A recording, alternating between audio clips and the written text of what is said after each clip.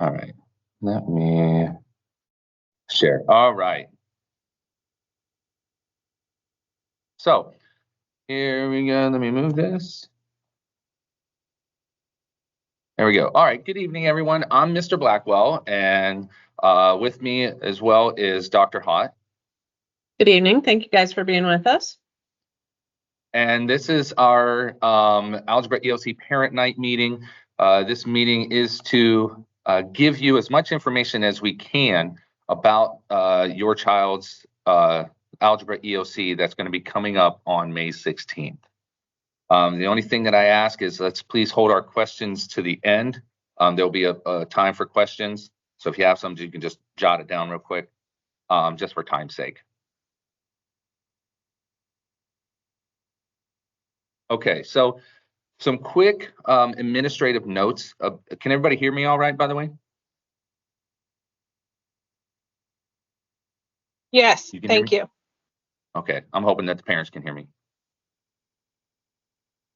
All right, so some quick administrative notes about the EOC is the duration of it is 160 minutes. However, additional time is going to be given to the student if they need more time. The only caveat to that is the EOC must be completed by the end of that school day. So 160 minutes. If they need more, they'll be provided some more time, but it must be completed by the end of the school day. It is a computer-based test, so it'll be on laptops. Everything is going to be computer-based provided. The calculator, the reference sheet, everything, all the resources that they're going to need will be in the program. And they will also, thank you for bringing that up, they're also going to have a printed copy of the reference sheet. So they'll have that, that's their paper copy. I know that we've talked to all the algebra kids that the categories that the EOC covers, there's 3 different categories: expression, functions, data analysis, linear relationships, and nonlinear relationships. And they understand what those represent. But as you see there, it says 31 to 38%. So in each one of those categories, about 31 to 38% of the questions is going to be in each one of those categories to make for 100% of those questions. You want me to go to the next slide for you? Okay. Got it. Okay, so this is the EOC cutoff scores, and something that I think is really, really important for you to consider is that your student may have scored a level 5 last year on their math or level 4. That is on a 6th grade computational exam. This year they're doing an algebra EOC, which is like moving from 6th grade up to 9th grade. So while sometimes it's a little bit hard, and especially with some of our brighter kids, to go from like a level 5, if they would drop down to a level 4, what we want you to consider is that a level 3, 4, or 5 is considered passing. And if it's not like that level 5 that they're accustomed to getting, again, they move from taking a 6th grade math test to taking a 9th grade math test in the span of 1 year. So that's pretty significant. Also, everything that they had done up into algebra was more of the concrete nature, where algebra is really the first time that they're going into some abstract thinking in their mathematics. You can see Mr. Blackwell did an amazing job highlighting where algebra is at.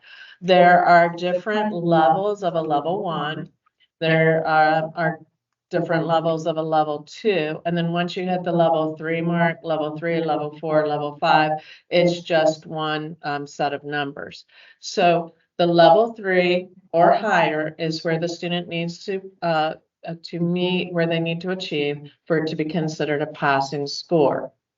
It is a requirement for the graduation of students in the state of Florida to pass the Algebra EOC. If for some reason there wouldn't be passing, there'll be additional times that this test is administered, 1 in the summer and then 3 more next year. But we're feeling really confident that all of our students can definitely pass this. But I know that it can sometimes be just a little bit discouraging if they fall like from that level 5 to level 4. Please understand again, it's a huge gain that they're making because of the years from 6th grade up to 9th grade. So these are the EOC cutoff scores, and you can also see then the levels that they were at. And if you look at even their 7th grade or 8th grade level, the numbers are a little bit different on this. So again, it's a different scale. So just something to consider as you guys go into looking at their reports once they have taken the EOC.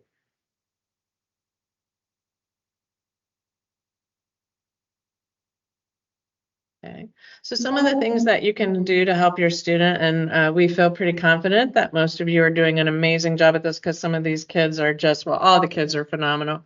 But we ask that you continue the communication with your child teacher, find out about his or her progress, what things that, you know, they might need to be working on. Offer positive support to your child, encourage them to relax and do his or her best. I know in our class, we've been talking about, I've been giving them some hints about whether they're stressed in a test or something else, some little breathing quick techniques that they can do. Take advantage of our online resources. There's several of those, and we're going to cover those in just a few minutes. Of course, the night before the test, make sure that they get a good night's sleep. Eat a good breakfast the morning of testing, and just to be at school every day and on time from this point forward. They'll have their civics test on May 9th. They have their FAST PM for their ELA. That's going to be on May 14th. And then the last one is going to be the math test, and that is on May 16th. And again, we've talked to them about not getting into the test burnout mode, just to keep trying, you know, their best on all 3 tests. They can go into test burnout mode on May 17th. That's the only way. So. All right. Thank you, Dr. Hart. So as Dr. Hart was saying there, right, there's a lot of testing that is coming up. They got the civics, they got the English, and then math is kind of at the end there. And that anxiety can start to happen, especially when they start seeing how the other tests are and stuff like that. Then they could, you know, start to get that anxiety. So give them little tips and tricks, you know, on how to kind of reduce that, you know, easy, deep breathing, try to find a relaxing place, think positive. I mean, they know this stuff. And just, we're going to continue to boost their confidence on that. This is things that they've been learning. If they start getting stressed, you could easily take a pencil and just squeeze it a little bit, you know, even if, look, if they break their pencil accidentally, I got another one. All right. So whatever it is to kind of get them to just release that little bit of pressure from them to kind of continue on and move forward. So prior to testing, please make sure that their laptop is charged. They're going to be using it. It's going to be there for hours during the testing. So they have to have it charged. And for safeguard, make sure that they have their charger with them as well. Do communicate with them about their fears or concerns. You know, they probably have some on an EOC, you know, and nothing feels better than the comfort that the parent can give their child on, hey, everything's going to be okay. So keep that positivity about the test. Like we tell them all day, they've been preparing for this thing all year. They already know this stuff because we have been learning it. They just need to dig into their brain and now pull it out. So they have all the tools that they need to be super successful for this. During this testing part or testing season coming up here, try to keep those routines during all those testing nights. You know, let's keep them on track with whatever they are used to. And then encourage them to complete their classwork and homework assignments. We're still assigning classwork. We're still assigning homework because math is one of those perishable skills. If you don't use it, you lose it. So we have to keep that brain sharp, and we'll just continue to do those assignments, and that's going to help them during this process. and help them prepare for the EOC.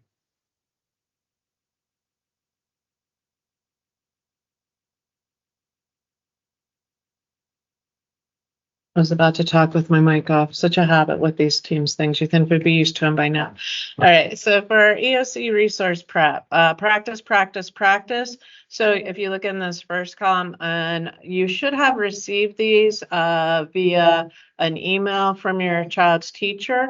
Also, we've been having them on social media. Miss Lindsay's done an amazing job at posting them on the New Smyrna Beach accounts on Facebook and Instagram, but we're having an algebra boot camp, and that's for all of our algebra students, mine, Mr. Blackwell's, Ms. Diaz.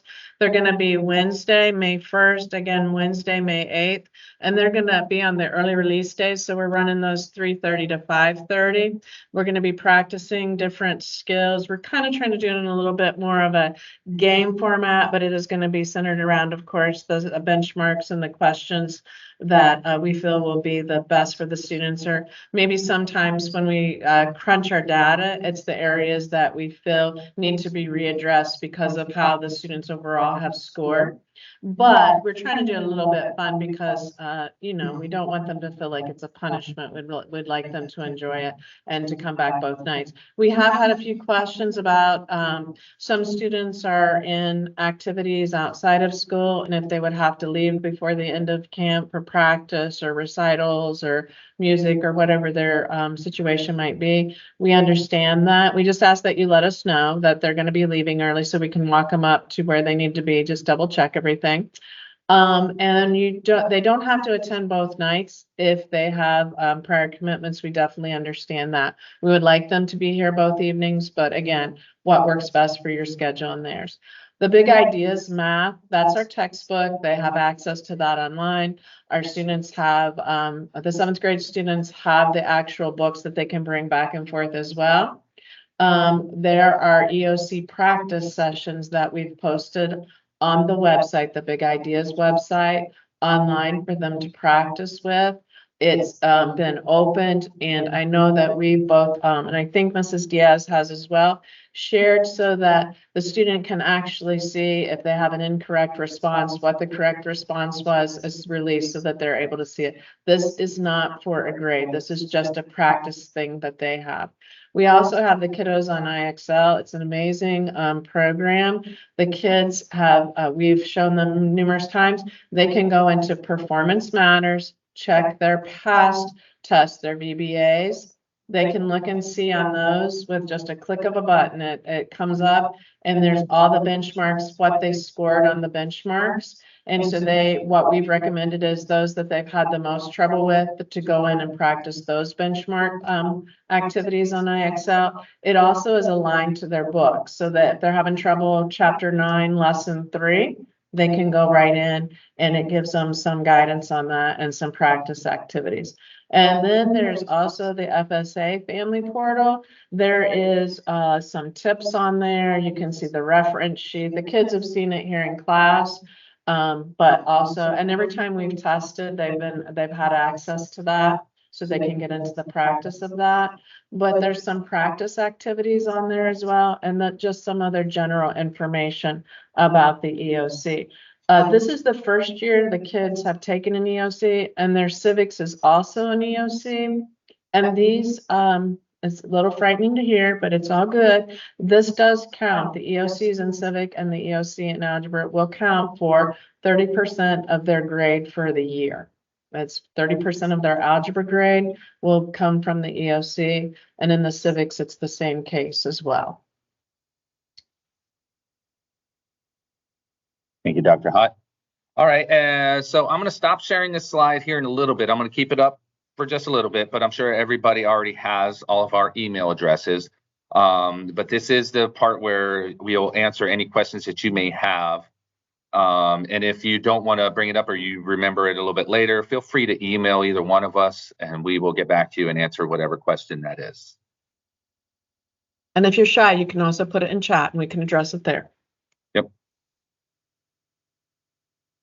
Okay. Oh, I get to see my face now. All right. So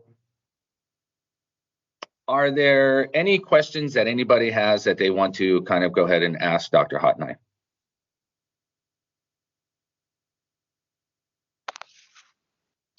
Do we need to RSVP to the EOC boot camps? I'll give it like a minute or two here. And if there are no questions, we can go. Or if you have no questions, you can feel free to just exit this. And then, like I said, if you remember some later, then feel free to email us. But I'll stay on for a few more minutes in case anybody does have any additional questions. Someone did just ask a question. All right, so one of the questions is, do we need to RSVP to the EOC boot camps? I would say an RSVP isn't necessary, but we would want to know. Like, if you're going to go, we want to know, because there are going to be, I think, what are we doing? Pizza? We're doing pizza. So we need to know how much pizza we need to purchase. So it would be helpful. If you want to attend, just send us an email.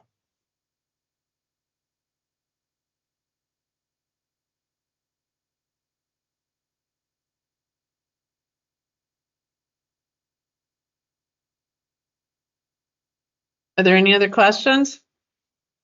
We really, really appreciate you guys coming on and doing this with us. This is the very first time we've tried this. Mr. Blackwell came up with this idea, and we thought that it would be beneficial and give you a way to ask questions, see a little bit more information about it. I do want to say, you know, I've taught algebra before a few times here, and this group of kiddos that we have this year are just really, really amazing. And as I tell them every day, there's not a doubt in my mind that not every one of them is going to pass this test. They have the potential to pass this test. So again, it's just been really incredible to work with these kiddos, and thank you so much for sending these great and amazing kids with us. We have someone still typing a message in, so we'll wait for that. But again, oh, thank you very much. Nice to see you, Mrs. Ross. Thanks, Ms. Ross. I'll tell you later how she was an intern under me. All right, that sounds good. All right, one more typing just to make sure. Oh, you're very welcome. You're very, very welcome. Thank you all for everything that you've done to support your students and to support us. We really appreciate it. Couldn't ask for better kids. They're great. Yeah, we have some wonderful students here. Yeah. So thank you very much. You guys have a wonderful evening. If anything comes up, you have any questions, please don't hesitate to reach out to us. It's been wonderful to have you all here with us.